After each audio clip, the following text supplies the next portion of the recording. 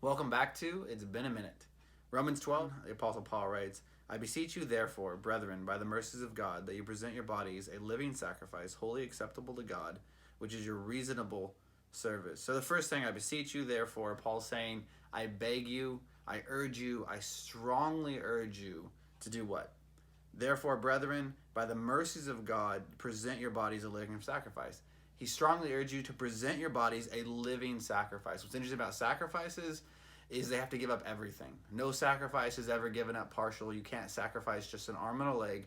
A sacrifice is everything. So he's saying give up all that you are to God. And he says you can only do this by the mercies of God. A living sacrifice by the mercies of God. Why is that? This is because in order to be a sacrifice to God, in order to be acceptable to God, as this verse says, you have to be without blemish. And we are very blemished because of our sin. But thanks to God's mercies, thanks to God's grace, thanks to God's forgiveness, our blemishes are wiped clean and we can be acceptable. A living sacrifice acceptable to God, which is your reasonable service. What did God do for us? God stepped out of heaven and died so that we could be a living sacrifice. That's reasonable to give back to God. It's not going above and beyond. He died for us to give us forgiveness of sins, and now we can actually give our entire lives to God.